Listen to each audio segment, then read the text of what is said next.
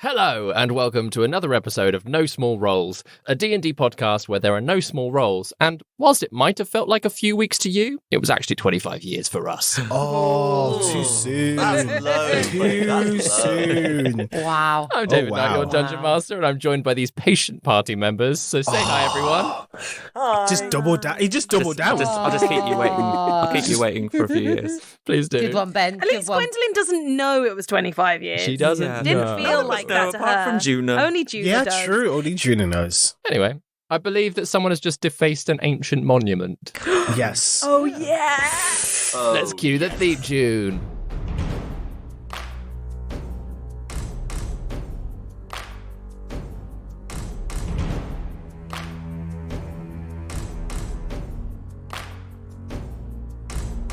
Prepare your party of players and polyhedral dice. Your tragic backstory better be worth the sacrifice. Seize your sheets and D20. Let's play D&D. Your haggard character swaggers with daggers in each hand. You've all discussed what you must, but even better they've planned. Take a turn when checks are missed. Roll initiative. Brandish your blades. Don't fail your saves. No risk too great, no choice too bold. This is your story. No guts, no glory. Confront your fate with every roll. Every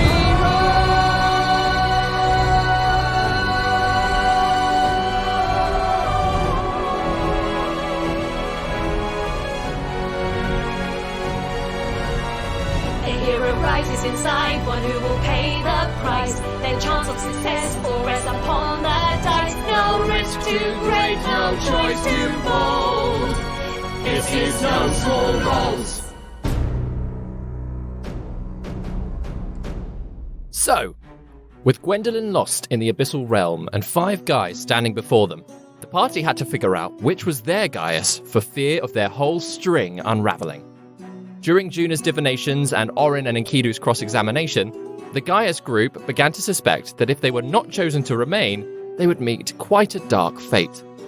A quick modify memory spell on Hastan sent all 5 guys back into the Abyssal Realm to match their resonance with his own. But as soon as they stepped through the tear, Hastan closed it behind them and led the remaining party members to a small room where Gwendolyn and Gaius awaited them. Due to the challenge of navigating access to the cycle of strings from the abyss, Gaius had been waiting for an hour, whilst Gwendolyn had been waiting for 6 months. Or so it seemed to her, at least. Passing the time with workouts, reading, and growing trees named for each of the fate-marked. Whilst making tea for the group, Hastan confided in Juna that Gwendolyn had actually arrived 25 years ago, though through dunamantic magic had experienced much less time than that. But on learning this, Juna refused a cup of tea. The conversation then turned to henges, and after sharing what he knew, Hastan sent you onward to a wooden henge in the Philosian Hills. As you approached, however, a message appeared on the henge, a map from Torbear Bog, and the words, "We need to talk." And that's where we pick it up. Yes, we do need to talk. So yeah, you've kind of gathered in this small enclosed valley with these 9 almost like stakes, polished wooden stakes, still carved with those same sort of markings that you've seen on the Stonehenges, but these 9 surrounding you. And yeah, as you've all sort of rushed over to reach the middle of the henge, this is what you've seen, is this message appear. Right. I'm guessing this is Kiada. I could be wrong. Did you give him a paper, Orin? I did. I gave him 2 bits of paper, actually. One in case he needed to contact us about important stuff, and one for anything else.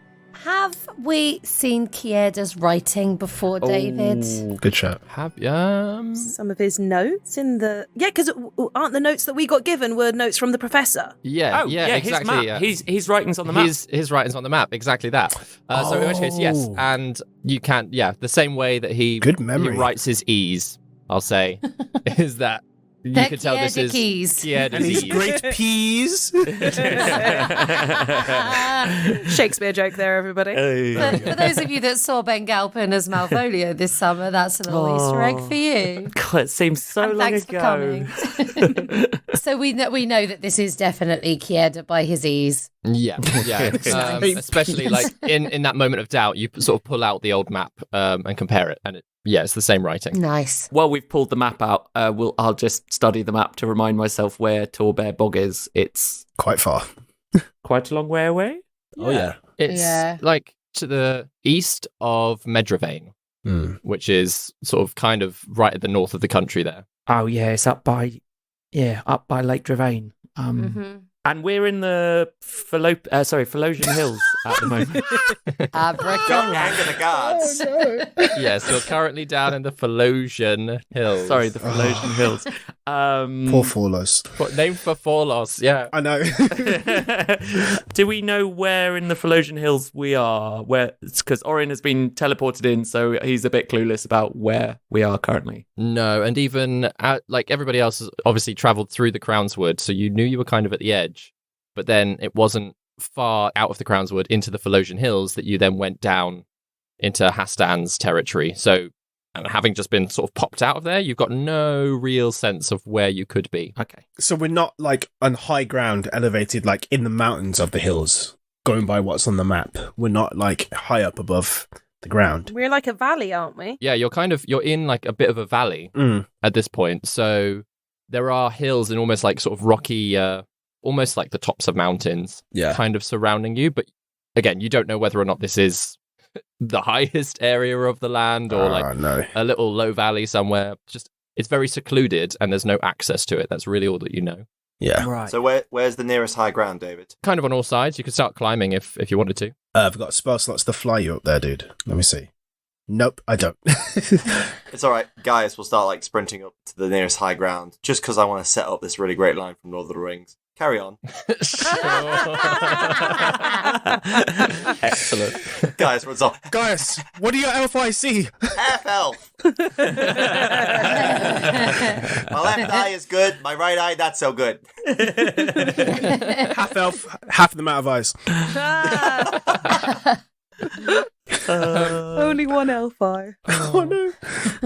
Gaius, when you do reach the top, sort of it takes you a little bit of scrambling. It's not just like running up. There's a little bit of like pulling yourself up, almost by like roots sticking out of trees that are like lead even higher.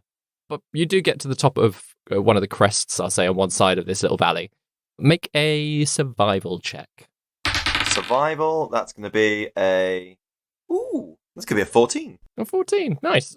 So from where you are, you can spot the Crownswood. It takes up quite a lot of land. So you are higher than all of the trees in the Crownswood. So you're up in amongst the hills, sort of these lower mountains. And yeah, you probably, if you were to try hiking your way back to the Crownswood, it would probably a couple of days hike through the hills. But at least you've got a bearing, a sense of which direction they are. Guys, will like go down as safely as possible and relay this to the team.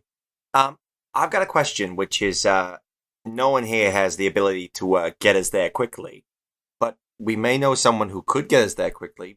Garamir could, maybe, but also... I think he said he didn't have the means of transporting us around. Oh, yeah, but also we do need to check in with Heron, and we do have an easy way to go back to Heron's house.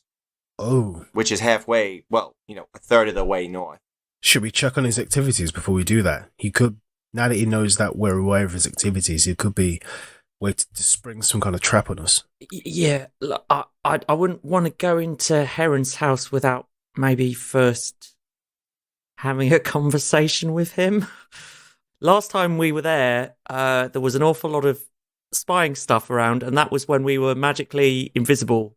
If we go back, we're not even going to be invisible, we're just going to be wandering into his house. I mean, Juna, Gwen, what do you think? I've wanted to contact Heron for a really long time. My magic is rather depleted, but I am very keen to, I can look in on him in the morning, or we can send him a message right now. What would you want to say to him? bearing in mind this man could very much be our enemy at this point. I mean, there's a lot that I want to say to Heron. There's a lot that I want to do at the moment. But I just... Could we take a breath before we work out what to do next? Yeah. Gwen, how are you doing? I think Juna's mind is wants to get to what we're doing, but is very, very, very, very concerned, holding this secret in about Gwen and seeing what Gwen's up to. I think, sorry to stop this conversation.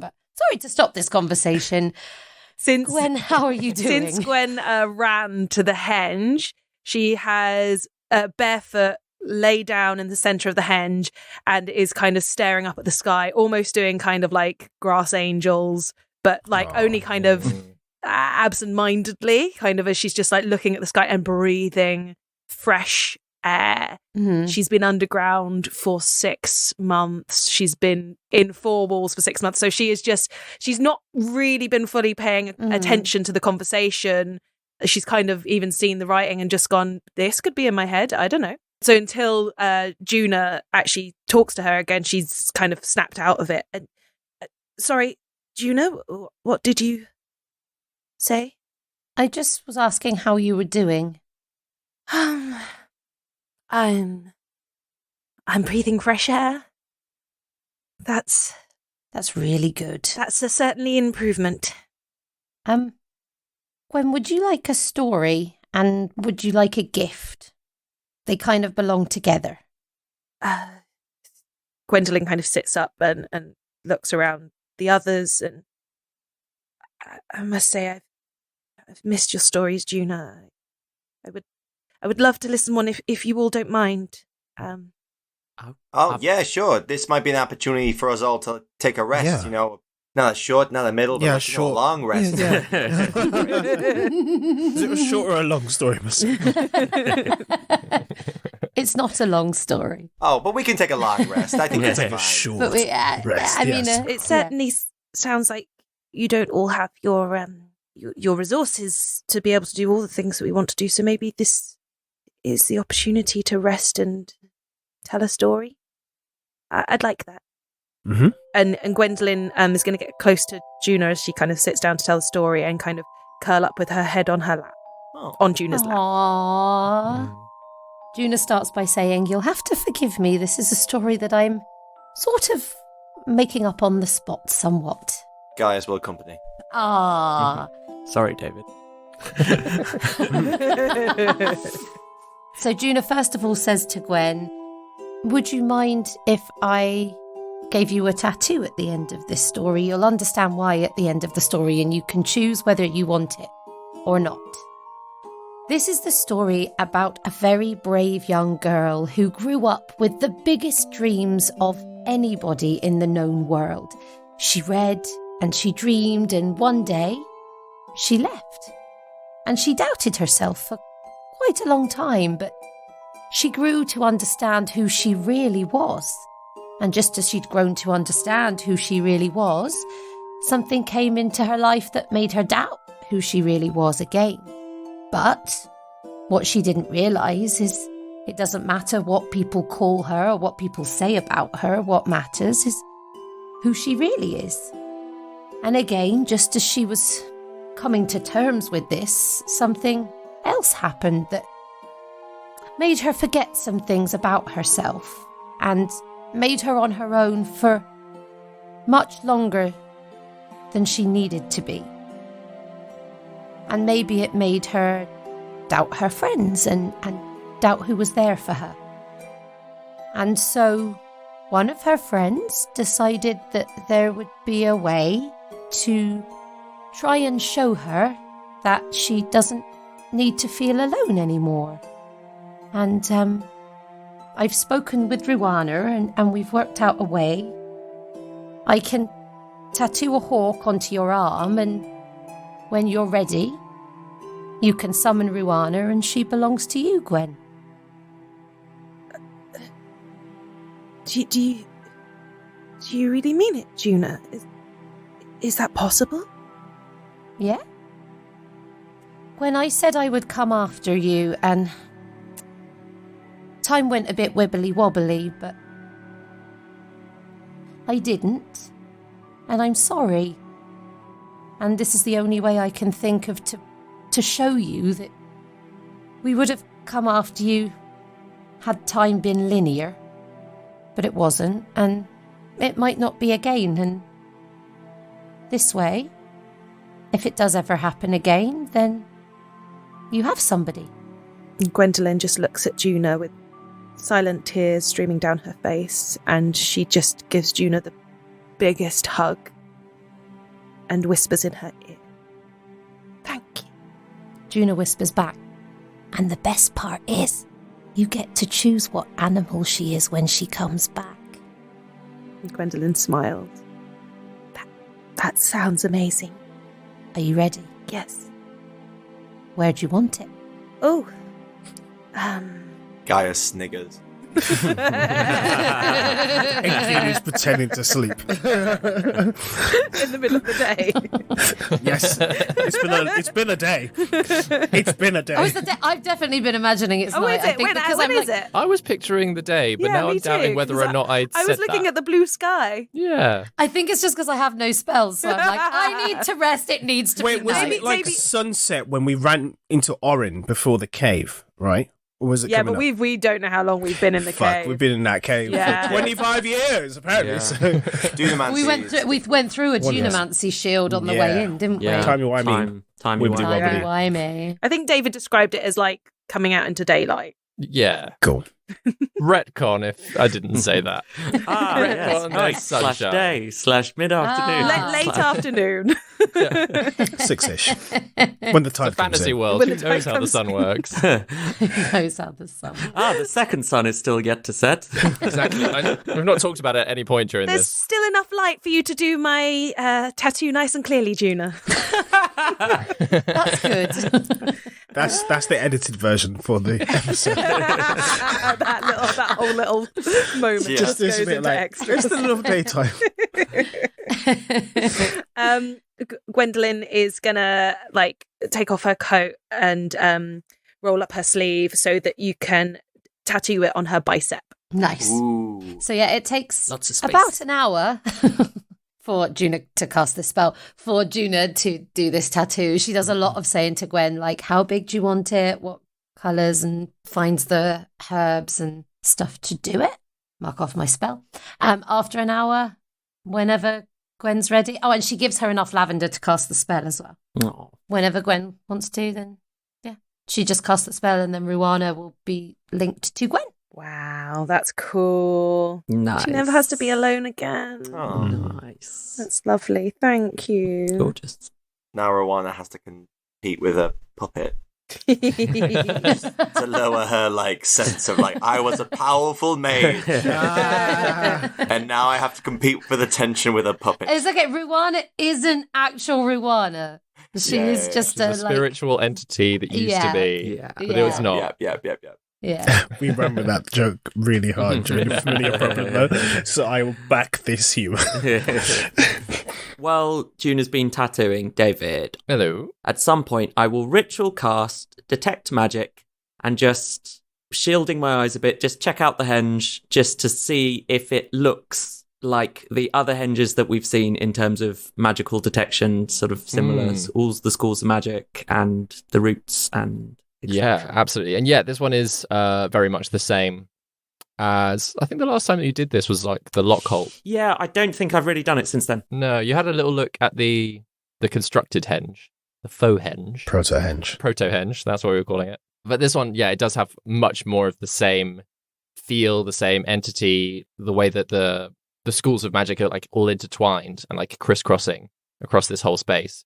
It's very much more like the Lockholt wood henge. Yeah. Interestingly, it feels like these go slightly deeper into the ground, whether or not it's because they're wooden stakes almost that are like been pushed in rather than stones that are almost standing on the surface. You're not sure, but it does look like it goes slightly deeper than the Lockholt wood henge. But no, the same magic, the same thing. Thank you. Gaius has finished playing and is watching Orin like observing and analysing the ruins.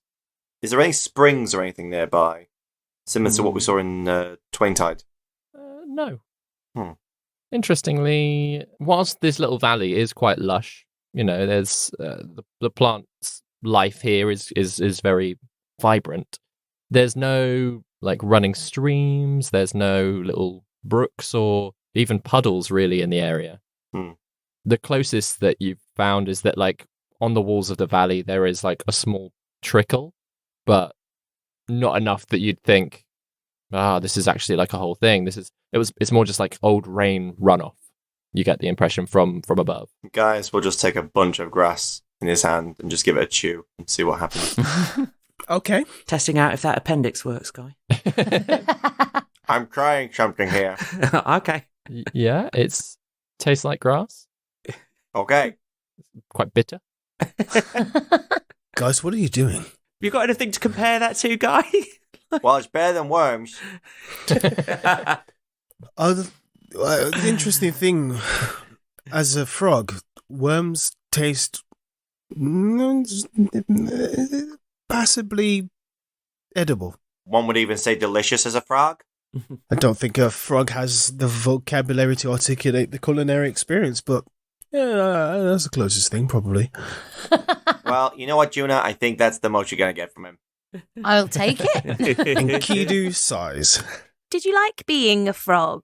Surprisingly freeing. You don't have to think. You kind of just do what you want. You're hungry, there's food. You get it.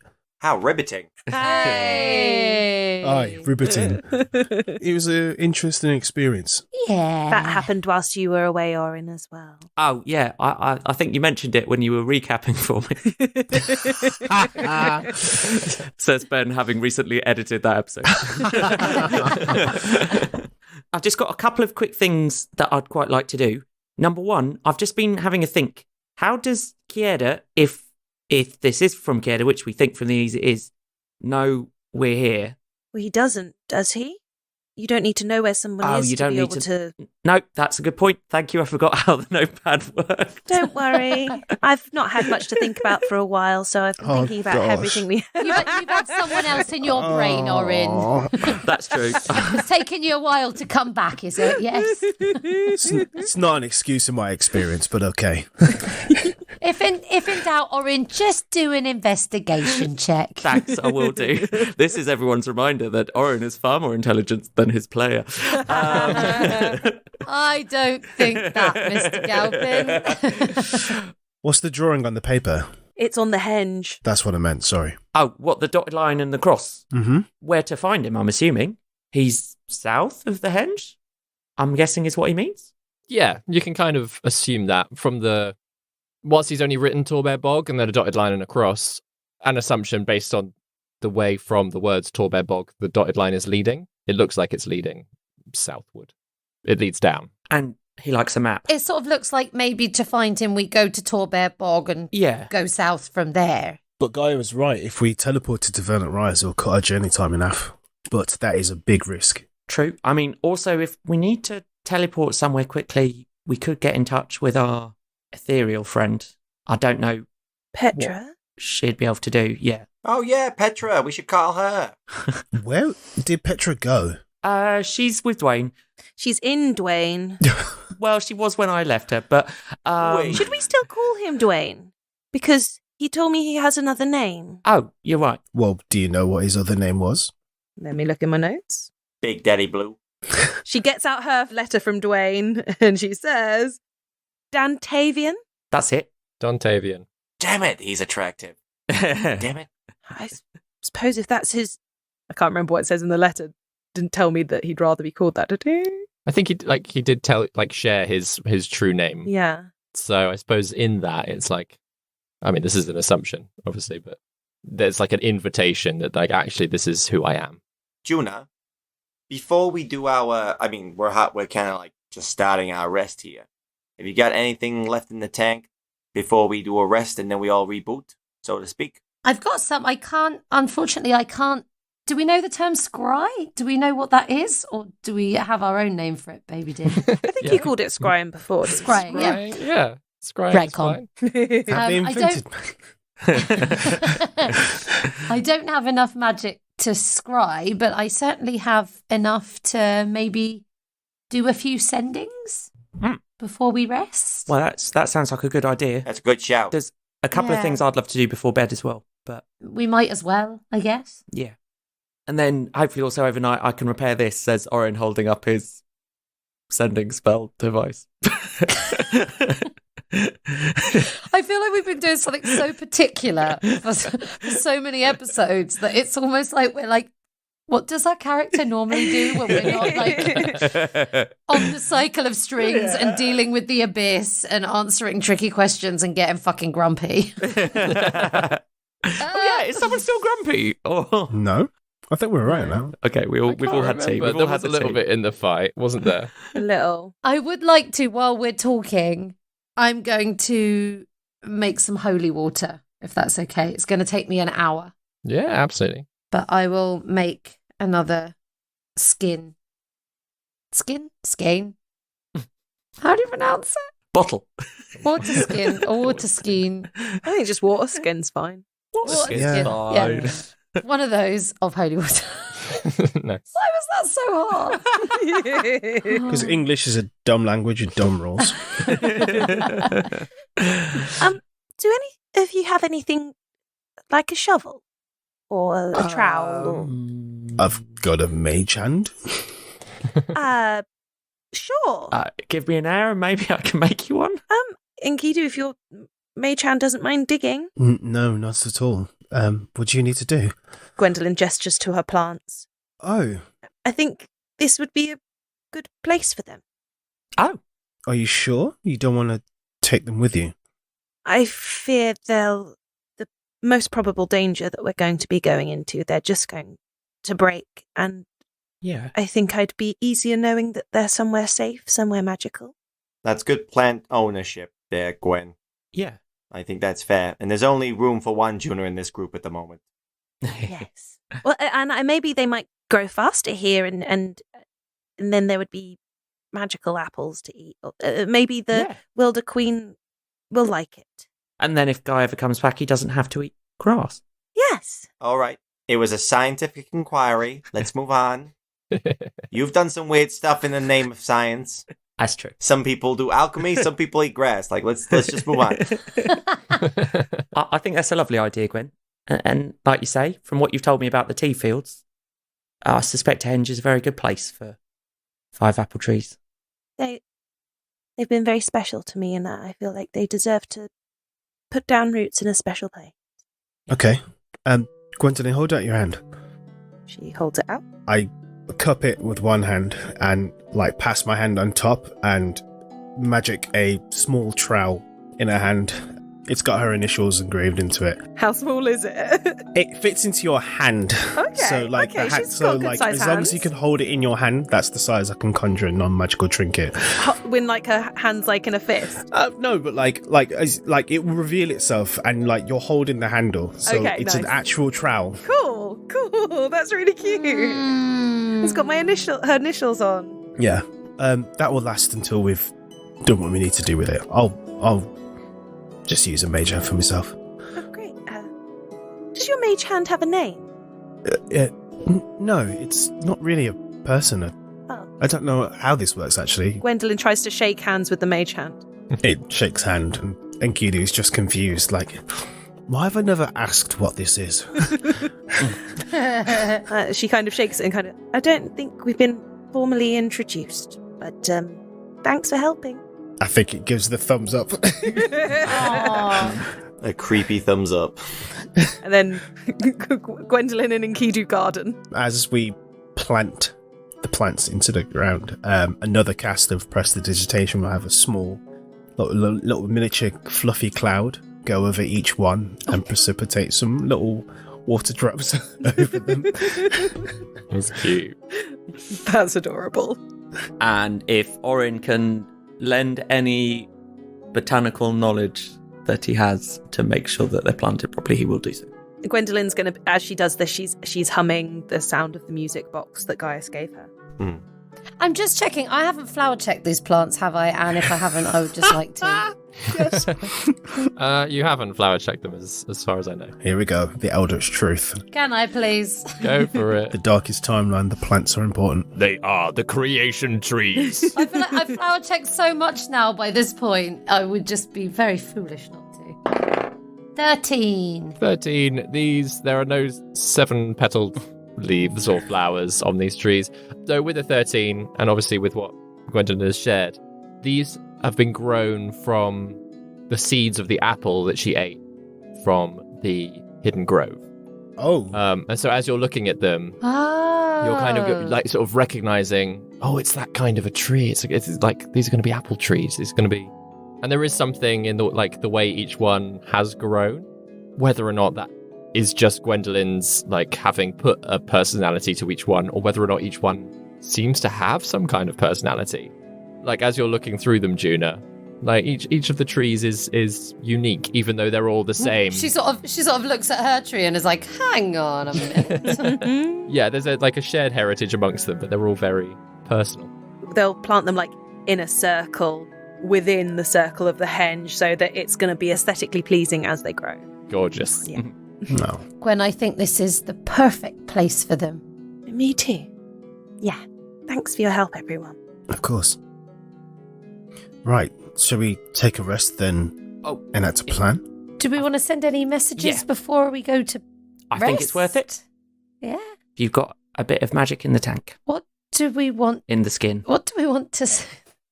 What do we want to say to Heron? Oh, you're contacting Heron now? Or we did say we would update Kasula and Prevost. Talking to Kasula would be helpful to know what the situation is in Faller's Vale.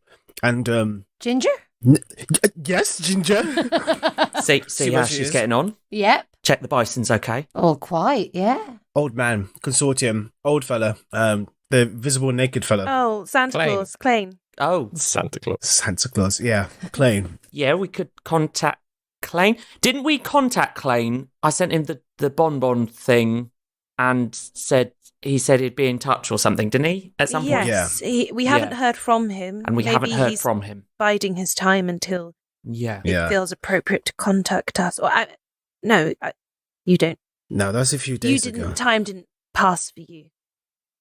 I'm getting a bit confused. No, it's okay. Orin, Yeah. you said that Berrien knows about the things that are going on. Yeah.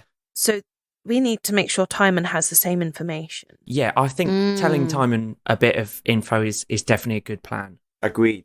So we should get in touch with Heron, Timon, and anyone else. What was it? Kasula? If we wanted to wait to see where Heron is before we contact him, Yes. we can do that after we've rested. So maybe not Heron tonight. How many sendings have you got in the tank, Juna? I feel like it might be about 3. Oh! If I had a way to check it off on a list, I would guess 3. Kasula can tell Timon the information, and then at least she knows that we're safe. And I agree. Talking to Kasula would be more informative. She's of a more practical mind than Timon. Yeah. Shall we do a kind of priority? What's our priority? The lay of the land and what's going on? Ginger and how she's getting on with her fundraiser run. Yeah. Although the only thing with contacting Ginger first is if we're moving somewhere, do we need to update her on where to go? Yes, we should leave. Maybe we should leave that until we're sure of where we're going next. Yeah, I just don't want her changing direction yet again. I'm fully anticipating Ginger being the ex machina of like this whole thing. Like she's going to come in at the last minute and bang, solve everything.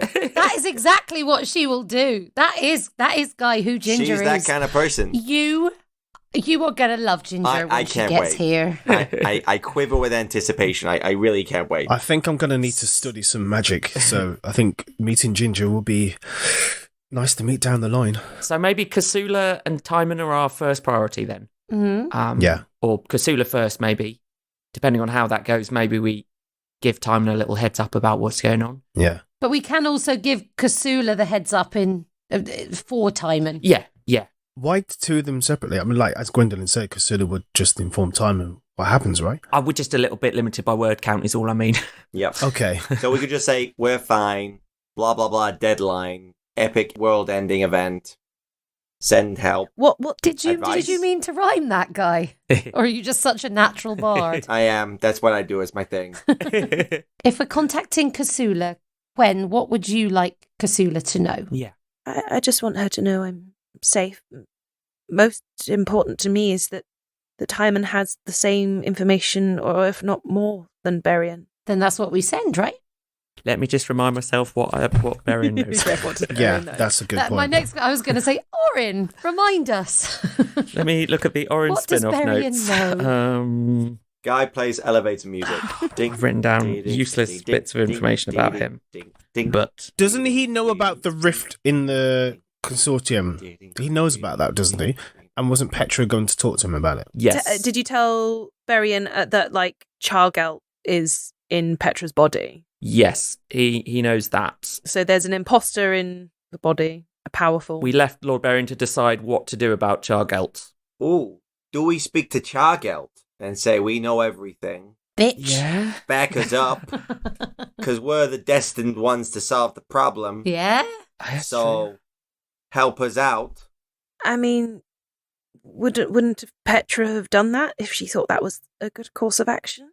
It's a valid point. But does Petra know what we know now? Orin?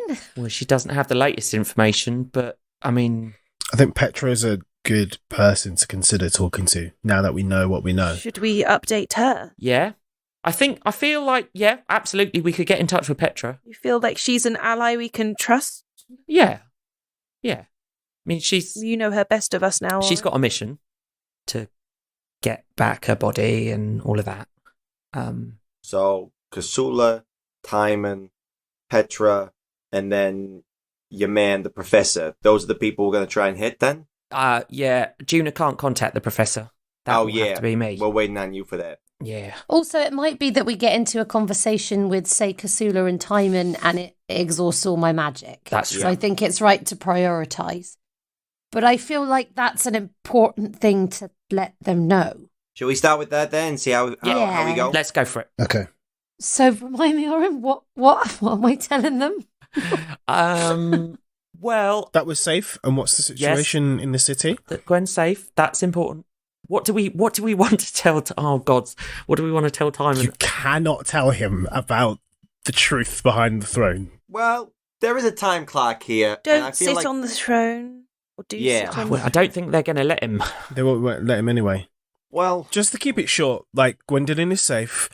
How are things in this city? And let them inform us. And then Do we want to tell him what Berian knows? Was that Yes. kind Yeah. of half the point of That's the point. That- messaging? Yeah, I think so. Messaging him. That Chargel. What do we want to say? That Chargot and Berian are at odds, if I remember correctly from what you told us, Orin. And that Berian goes back with Petra against Chargelt. Yeah, Chargelt's buddies with the steward. What's useful intel for him? I suppose what we've learnt below has changed things somewhat. Mm. Yeah, and we don't want to really bring up henges and stuff to him. I don't think No. that's useful. No. So is there anything useful to tell him at all? Stay away from the throne? Yeah, stay away from Mervi. Mervi is dangerous. Dangerous for you. Stay away from there. Does he think the Arcanists are on his side? I don't even know what he thinks of the Arcanists consortium. We can find out. Yeah. I can ask, how are you all doing since we saw you? And that the end of the world's coming. The end of the world's coming. And we don't know how. Maybe it's worth saying The end of Dravane Oh, yes. is coming. This is what people keep saying. If we want them as allies, we can even loop them in to yes, all of this, and also the fact that we need to confront the Children of Havoc. If I'm to do this ritual, I'm going to need that henge key, and the Children of Havoc, Heron, have that key. That's a side point. Sorry to tangent off, but the henge key.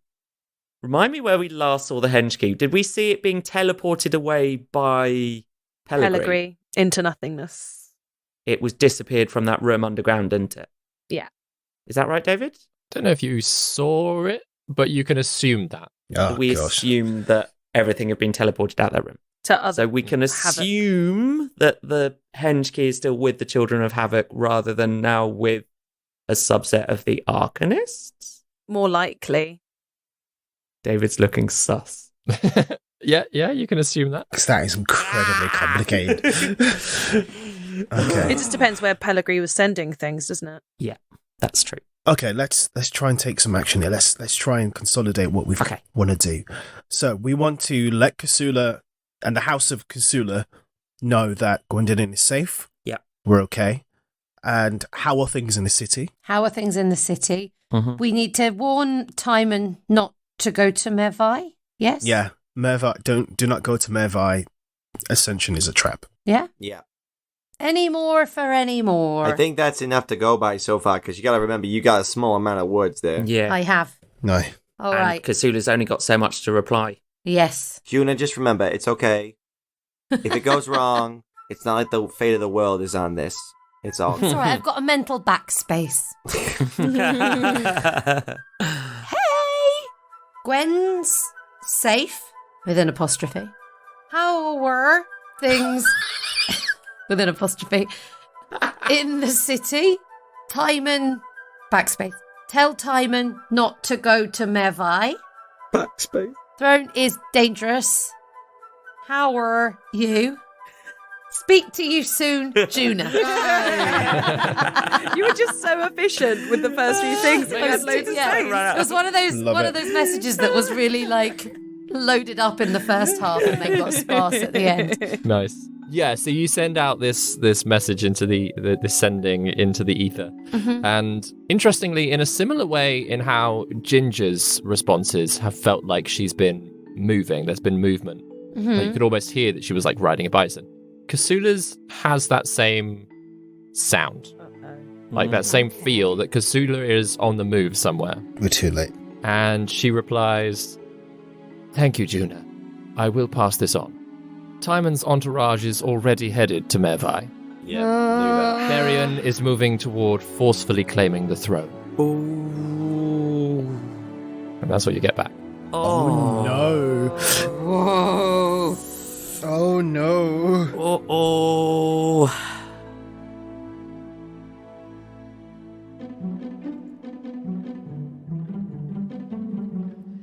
Grace here, keeping you updated with all things No Small Roles related. Okay, my Grace impression is terrible. It's me, it's David. Hello, everybody. I've snuck in to read our mid-show updates because everybody else is off being brilliant. First up, can I say a big thank you for your patience whilst we've gotten this episode together. We really do appreciate how much that you're sticking with us whilst the real world tries to steal us away constantly and continually. Yes, real world, I know I have to pay my bills, but I want to play pretend with my friends on the internet. Rah! Alright, it's a bit overboard maybe. Anyway, our usual summer Shakespeare shows are out on tour. And if you're wondering, wait a minute, last episode Grace said that you were just putting on Vanity Fair. Well then, well done for listening, very well done, props to you, have a biscuit. But also, you're too late, because we're on the Tempest train now, baby! Shakespeare! Produced by Vicky, costumes by Grace, music by myself.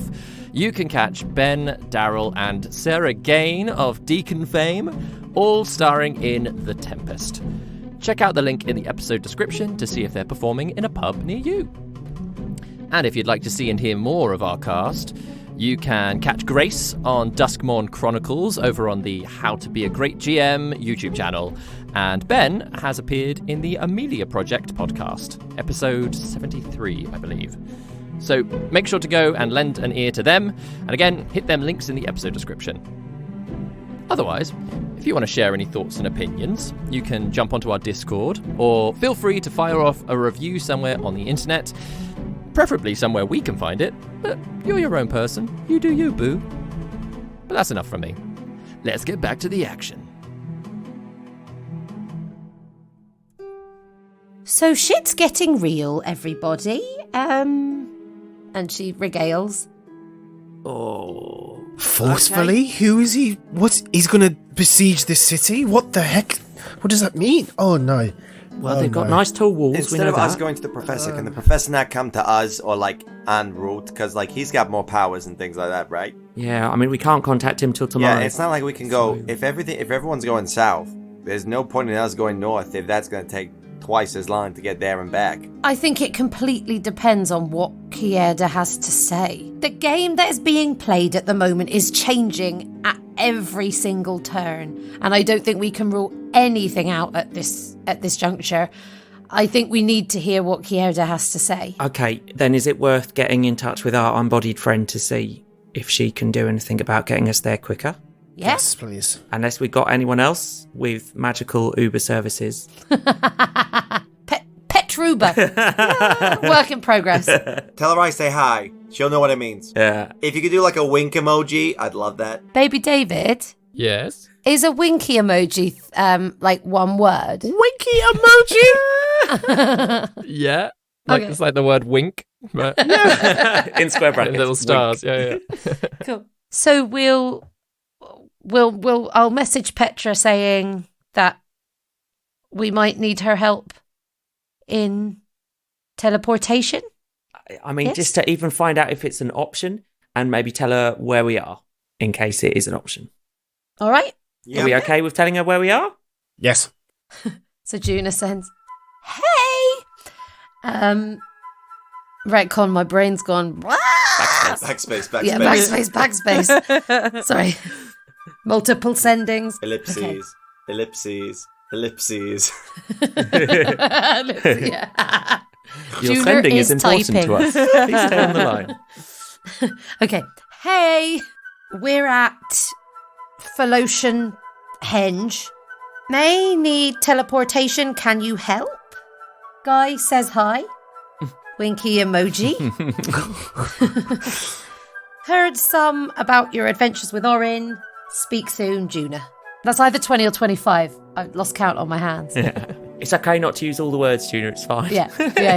It definitely wasn't more. That's the main thing. Okay, so whilst it is difficult to send directly to Petra, you realise as you're sort of doing this, as you're kind of like hoping that she's within a body, as you do, you actually do find a connection. You can't quite tell who it is. It doesn't feel like Dwayne. Interestingly enough, like having spoken to Dwayne through sending before, it doesn't feel like there's any sense of him there. But you do receive a response. A little busy right now. We'll organise a scry to find you when dealt with little problem. Give Guy an inappropriate squeeze and Orin hugs. I love that. Juna gives Guy an inappropriate squeeze. Oh. I think she sort of just like softly squeezes him like on the upper part of his leg, so it's not too bad, but yeah. Juna, That's from Petra. okay, how do you interpret that? Is that like DTF, or is that more like an adorable like? She said to give you an inappropriate squeeze. All right, so it's good to know where the land is. Okay, where the land lays. and this is for you, Orin. Thanks. And then Juna gives Gwen a hug, and Enkidu, she goes to give him an inappropriate squeeze as a joke and decides to not do that. And Kidu is just staring off into space, like hands steepled, like his mind is like, what is happening? Like, there's so much happening right now. So we've got... yeah, she's dealing with something. She Bit feels busy. a bit on the go, and I can't be sure whose body she's in. But Okay. she's going to scry on us and find out where we are soon. She's going to scry on us. Oh, that's maybe a good point. I'm going to cast See Invisibility, David, because I believe See Invisibility would let me see if anyone is scrying on us currently. Oh, yeah. So let's just cast See Invisibility and have a look around for That's a any good scrying question. orbs. The way David is grinning, listeners. Oh my God. No, there's nobody. You get. I thought it was gonna be like 8 eyes. It's roll not on driving up you. the paranoia. Yeah. Above every stake of the henge is a scrying orb staring my down. God. And there's nothing else invisible. No, you have a very good look around this space. Cool. There's no invisible creatures, there's no invisible people, there's no scrying orbs. It's very useful if we're about to have a long rest Yeah, to know that. just thought I'd check. Do we All clear. Yes, Gwen? still have the? Do you still have the thing to plant from the grove, Mother? Yeah. She might be able to transport us in some way, move us around a bit. Yeah. Or just might even, I mean, I feel quite safe here, but could be even safer than where we are right now before we have our long rest. This feels like the sort of place she'd have been happy for us to plant it. Plant it, yeah. We can do that if you want. I just wanted to throw it into the ring. Remind me what that does? Oh, sorry, Orin. Yes, the Grove Mother gave us some seeds. If we plant them in a safe place, her grove will come and pick us up. Okay. And is that nearer to where we're trying to go, or it moves? It moves. Oh, it moves around. Okay. Is it something that we maybe want to do when we know where Kierda is? If she might be someone who can take us somewhere? I don't know how far the grove moves, whether it's like wood. I wonder if the power of the henge could help her move it further. Yeah. I've been wondering about the power of the henge thing. So, Hastan was saying that the henges kind of become more powerful the more they're sort of used and known about. Is that right? I know. I remember him saying that the less people engage with the henges, the less likely Dravain is to end. I feel like he also said something about... David, am I completely barking up the wrong tree? I feel like he said something along the lines of like... Or were you the only one who listened? Like that they get more powerful depending on how much stuff is almost sort of put into them. Yeah. Yeah. He said that in versions of the plan where they secured the henges and almost brought attention to them, the disaster was worse. But the henges themselves didn't get more powerful, more magical. I think that's what he implied. Yeah. I just want to... Okay. I just want to try something. Just... Yeah? Careful. Talk amongst yourself. This is going to take 10 minutes. I will ritually cast Goggles of Magical Detection again. Mm-hmm. And then I will go up to one of the henges and... slap it. Bop it. I will... Twist it. I will. I need a non-concentration. Anyone got a spare spell that they could cast on something? Yeah. I got loads for days, bro. You got like a touch one or something you can pop into something? Yep. Okay. As in, like, do you want me to attack or affect the... Maybe attacking isn't a great idea. If you got something sort of non-harmful you could put into one. Yeah, I got something. Okay, cool. Okay, can you try and pop one into one of those henges while I'm looking at it with magical detection? I just want to see if anything happens. Do you like to end all of reality while you're at it? Fingers crossed. You trigger the disaster. I know, right? I cast Charm Person on the henge and I end all reality. I am the Shrouded Lady, Destroyer of Worlds, and I will cast a very intimidatingly orange dancing lights. Intimidating dancing lights. Which will bounce very adorably on top of each other into the henge. Nice. Orin, as you're watching this, there's you see Gaius conjure his intimidating dancing lights. Very scary. And natural 20 intimidation check. Nice. As they kind of like bounce around one of the stakes of the henges,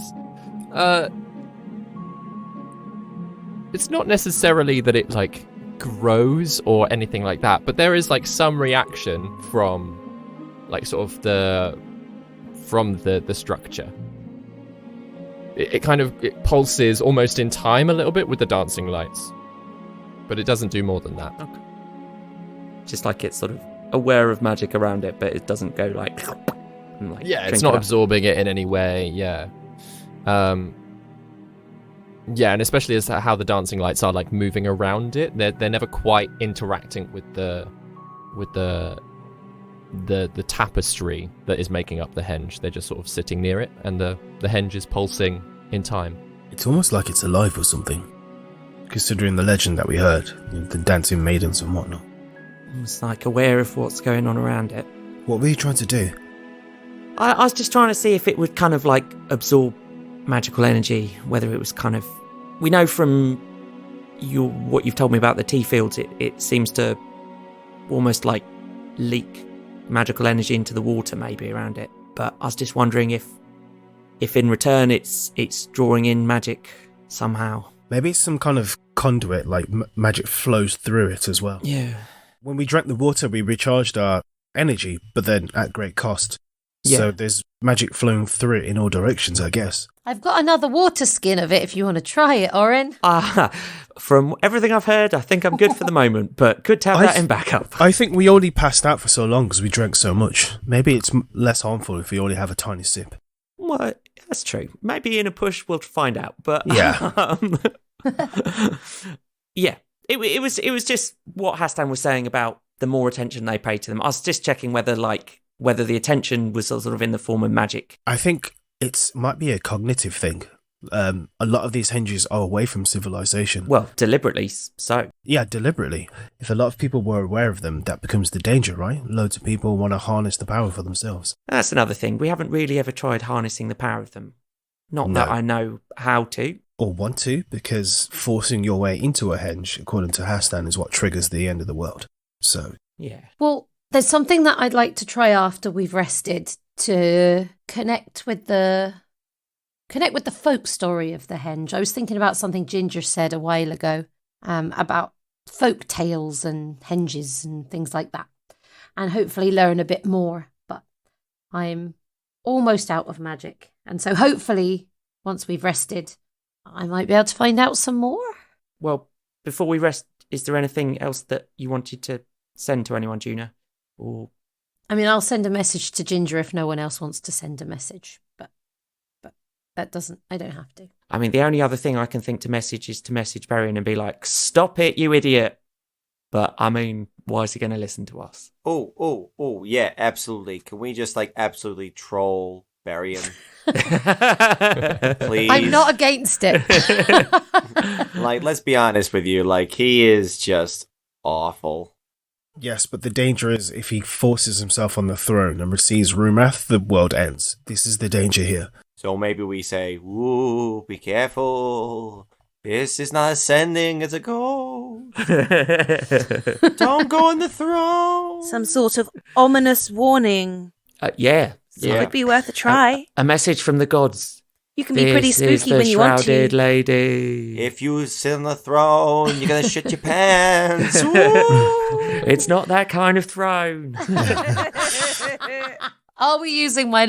I have literally no more magic. I think this might be the first time I'm going to be completely spent of every single sorcery point of magic. Is this how it ends? No. Can I just suggest then, if we do get in touch with Ginger, just tell her to go to Mirvai, because we're going to end up there at one point, and at least she's on her way going. I mean, direction. if Juna's messaging Ginger, it's not just to say where you are. It's just checking in. Yeah. I think go Ginger, but finish off with meet us at Mirvai. There's nothing anyone else needs. I mean, there's so much that we need to do, but I don't know. With a final sending, we're going to be able to fix the world tonight. You do you, Juna. In that case, Juna is going to cast final spell slot. Hey, I miss you, and I love you. Can't wait to see you. Unsure of plans? Maybe Torbear Bog or Mervai will keep you posted. You get Ginger's essence come to you. Is it still bison-y? No, how often in Juna's life has Ginger been genuinely annoyed? Oh no! Because the message you get is, "Young lady, I've been travelling for weeks. Pifolio's been stabled and I have tea to drink. Use your legs, meet me in Kissing Beck." I mean, the woman has done her effort, guys. Is she in Kissing Beck? Oh my god! Where's Kissing Beck? Hang on, where's Kissing Beck? Just below us. We're not far from Kissing Beck, and we can probably get there via the Grove Mother. At the very least, I feel guilty about this. Yes. Kissing Beck is where where the Twain-Tide Tea tournament has ended. So it's back there, just the other side of the crowns. Is she? Do I get the impression that she's there? Is that what she's saying? Yeah, Benvolio's been stabled. Is the bison that she was riding? Benvolio the bison. You know what would be ideal is if we could teleport between Henges. Oh, how good would that be? Any way we can do work out if we can do that. Orin, search your memories. Can you draw a teleportation circle? None of us can use Divination that shit. Juna gets this message back from Ginger and instantly is exhausted because she's got nothing left in the tank and is like, I need to go to kissing Beck.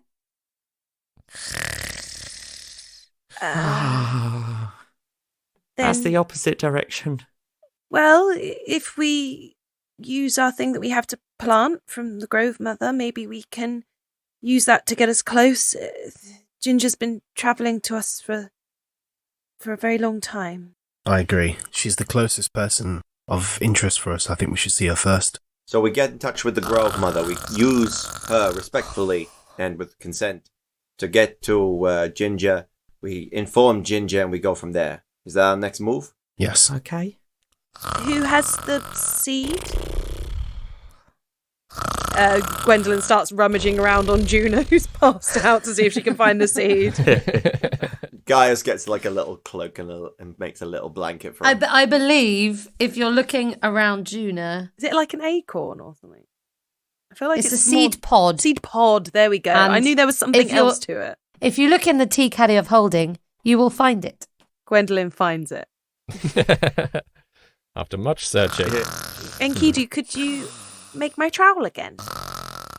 Yeah, sure. And he clicks his fingers this time and it pops into Gwendolyn's hand. She kind of plants it in the very centre with all like her Wilder Queen trees. Amazing. And kind of as she's putting it in there, kind of looks at them all and thinks of the Growth Mother. There's a very short moment after you sort of finish packing the earth back on top of the seeds, or on top of the seed pod. You step back and it's sort of edging into evening time at this point. It's very calm. There's a sort of a nice breeze passing through the valley as you all start sort of settling down to rest. And then a massive tree just erupts from the center of the... Suddenly grows in the middle of the hedge. Doesn't destroy everything. Like, there is a slight, like, rumble of the other 5 trees nearby, but they all kind of sort of steady themselves. But this one tree sort of shoots up, blossoms, and, like, leaves suddenly, like, branch out above you, almost covering, like, almost canopying the entire henge. Then the bark itself splits, and you can see a doorway, like a sort of a portal, a walk through to the hidden grove. That's very cool. Yeah. Okay, we're going through? Yes. Yeah, Gwendolyn says goodbye to each of her trees that she's planted and gives them all like a little kiss on the leaves. I think Juna's going to say goodbye with her. Yeah, guys waits for Gwen as well. Orin isn't sure how long the door will stay open, so he's going to sort of stand like in a tube door, making sure that it doesn't shut. She whispers goodbye to them. Thank you for being with me. And then she follows. Nice. And as the last few steps through, you realise that you're stepping almost out of the tree in the centre of the hidden grove, under the effigy of the Wilder Queen, to arrive back around all of these like sort of carved statues that are around the space. And the sort of passageway closes behind you. The bark of the tree creaks back together.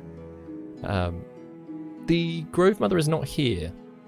It's the first thing that you realise, but again, there doesn't seem to be anything trying to force you out of this space. This feels like a very calm, very comforting, very welcoming, safe place for you all to then settle in and start taking long rests. Yoo-hoo! Grove Mother! Any reaction? No, nothing. You hear the fluttering of some birds in the distance. Oh, I better make this fire very carelessly. I'm going to make this big old fire right here in the middle of the grove.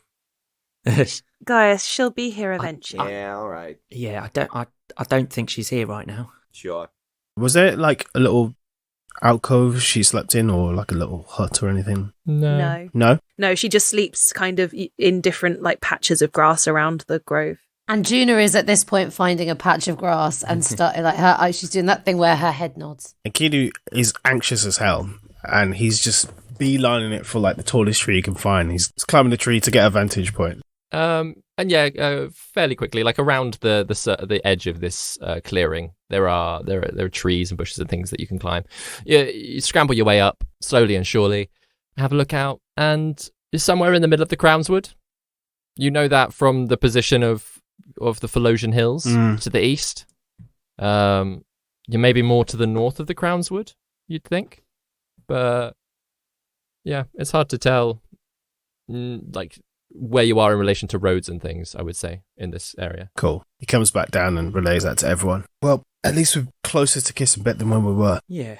I think we should rest. And hopefully in the morning, maybe your tree mate will be here. Yes. Yeah, I mean, Juna's gone already. I'm happy to stay up and do the first watch. Maybe you should have a rest. I'll take the first watch. Honestly, Yeah, I'll stay up too. I'm not quite ready to go to sleep. I want to see that you're all here. Okay. I'll stay up. Wait, did Enkidu say he'll stay up? Yeah, and Kidu's pacing up and down. So 4 of us are not going to sleep. All right. You know what? No, I'll settle down. That's cool. That's cool.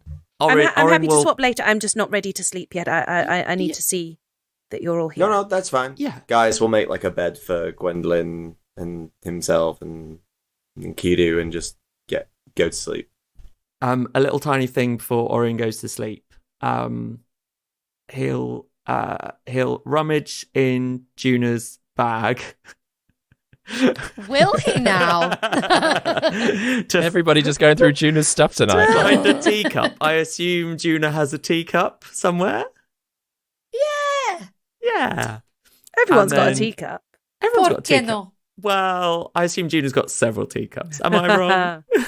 We'll say there was one included in the Tween Tide Tea Tournament the goodie gift bags. Yeah. The goodie bags. Oh, yeah. Okay, well, I will find a teacup from the gift bag. And then before I go to bed, I am going to cast Tiny Servant on it and turn it into a little gosling. So that we can finally recreate Karen's art. And then I will leave Aggie and the little gosling to go over and sit with Gwen. Oh. Who also has Ruana sitting around her, even though Gwen has to activate her for her to become hers. Gwendolyn's kind of watching everybody sleep and watching Enkidu pace, sat at the base of the like Wilder Queen tree, like kind of being close to the Wilder Queen, the statue of her, like kind of like at her feet. Well, not statue, carving. If it's still there. Yeah, it's Okay. still there. How long are you sat there for? Out of curiosity. I think Gwen is going to be there and until somebody is going to take over and she might fall asleep there. Mm-hmm. As you're sort of resting, you watch as very gently and very slowly from around like the vines that are kind of like draping the effigy of the Wilder Queen anyway. Some of the lower vines just are growing. Like if you weren't sat there like semi-looking up at her, you wouldn't notice. Nobody else is noticing this. But then they just sort of slowly drift down past her feet toward the ground where you're sat. And as they touch the ground and sort of drive themselves into the mud and the dirt a little bit, little plants start popping up around. Oh. Just in front of you. And it's a whole bunch of strawberries. Oh. Aww. I think this really Gwendolyn at first is like, wait a minute, am I imagining things again? Is this in my head? And so she's gonna cautiously like go to touch it, and when she feels that it's real, then I think she's just gonna excitedly eat some strawberries. Yeah? Yeah. And you know the difference between strawberries and daiquiris, but you've never quite tasted a fresh, off-the-vine strawberry that has such a strong daiquiri flavour in it. Yes! That's so fun. As she's had that, she's going to kind of see Enkidu kind of pacing and beckon him over if he wants to come over and offer him some strawberries. Yeah, Enkidu will stop and raise an eyebrow. Like, what did... I know you don't have to eat, but I think these are worth it. Okay. He'll go over to accept one. Thanks. But then as he takes it, his head just turns and like he starts to like breathe a little harder. And it's like he's just looking south of where he is. Mm-hmm. He's just looking there. He's drifting back away from Gwendolyn. Enkidu? He's kind of half turning, and he looks back and says, I think I should probably go to sleep. I don't feel quite like myself. Of course, yes, you should. This is a kind of nightcap, really. No, thank you. You should rest. I'm fine. I'm just happy looking at you all. If that doesn't sound too strange. No, of course. I think I should sit down. Yes. And he sits. I mean, I think this is... I've always wanted to go back to Mervai, but I just feel a pull stronger than ever to return there. I don't know why. And this feeling is frightening me for the first time. Gwendolyn touches Enkidu's hand and says, You've got more control than you think you have. I know it doesn't feel like it right now, but you do. You're one of the strongest people I know, Enkidu. Thank you, Gwendolyn. That's kind of you to say. It's not kind, it's just the truth. Pops the strawberry in his mouth. Good choice. You know, I think this is the most delicious strawberry I've ever had. Me too. If this was just on top of a cupcake, I'd be in heaven. It's good to have you back. It's good to have all of you back. I honestly didn't know if I'd ever see you all again. I still can't quite believe it. I'm worried if I go to sleep and I wake up, you won't all be here and I'll be back in that room. All of this is real. And you're holding on to his hand. And he kind of just grips it. Not like firm, not hard, but firmly, like, trust this. This is real. She looks him in the eyes and nods and smiles and picks another strawberry. And that's where we'll end the episode. Oh my god, I thought we were going to meet Ginger at the end of the episode. Next episode. Meet Ginger. My gosh. Maybe.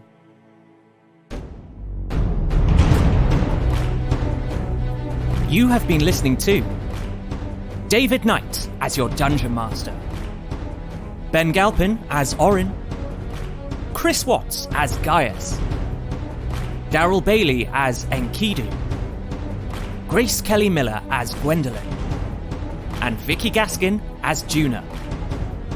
Original music by David Knight.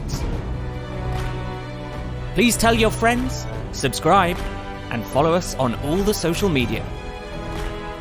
Thank you for listening to No Small Roles. Anon for now. Anan!